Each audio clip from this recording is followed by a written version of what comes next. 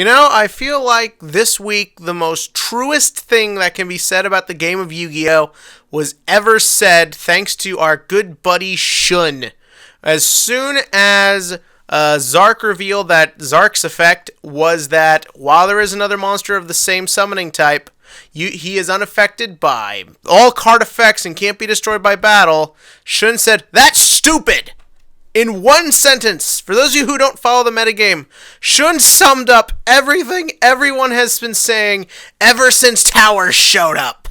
That's right, people. The two have finally become one by acknowledging the bullshit of overly powerful cards. But without further ado, let's get to everything else. So, not a lot to talk about this week. In fact, one could say that this episode felt like a complete repeat of last week. It only pretty much existed to show off one new monster that was probably had way too many effects, and pretty much the goal just seems to be to show Zark to defeat all summoning methods before either Sawatori or Rin or Yuzu or whoever shows up to save the day type thing. But you know what? I have a plan. Here's what we're going to do. Let's do a nice little duel commentary. The whole thing was one big duel. Let's sit here and really see what happened. Just let me bring up the wiki here. Go to the Yu-Gi-Oh! Episode. No, I don't want to look up cat hentai. Stuff. But let's take a look. So, the duel begins with Zark having 6,000 life points, as both our two heroes, Shun and Kaito, have 2,000 life points. Shun goes first, attempting to do his classic summon out the Raid Raptors. He, of course, summons the greatest card ever, Raid Raptor Fuzzylanius. Why is this the greatest card ever? Just say the name Raid Raptor Fuzzylanius. You know you'll want to be saying it all day.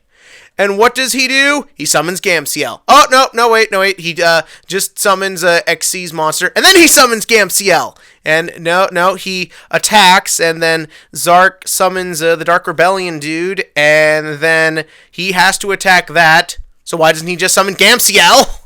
So then the turn continues, and nothing happens, and it's over, and then Kaito summons Cypher Wing, and then he goes Gamciel, because it's not like, Gamciel would be a one-stop solution to all this. So then he summons another Cypher Wing and makes a Cypher Dragon, which actually does try and take something. Nope, nothing is targeted. Again, Gamciel! So then his turn ends, no problem, and then Zark activates like 80 bajillion effects, and then we get it. Does someone actually use a Kaiju? Or a Solemn Strike? Or Raigeki? Nope! We get Rank Up Magic Limit Over Force! That's right, people.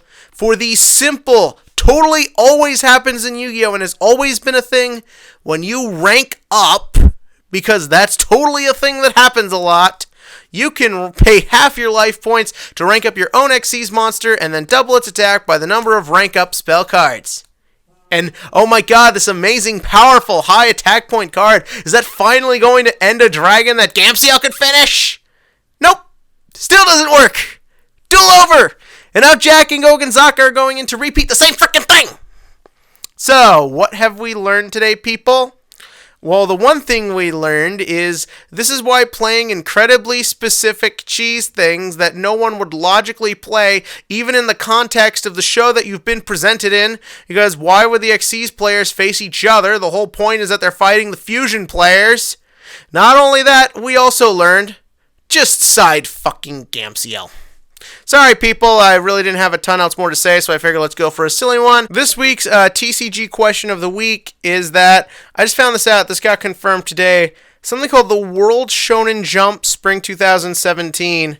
They're doing a promotional card, and at first I thought, okay, they're going to put like something cool in the meta, and I found out we're getting another Obelisk the Tormentor reprint. Okay, didn't we get Egyptian God card prints like twice over the course of 3 months? I just want to know, does anyone really care anymore? Like, I never liked the Egyptian God cards. They're cool, and they were cool in the show, but then you get them in real life, and when they first came out, you couldn't actually use them. And then when they got their legitimate versions, they numbed them down to the point where they weren't even fun. So do you guys care, or do you think it's time to move on? Because I really just want to move on. As always, click to like and click to subscribe, and hopefully we have more to talk about next week.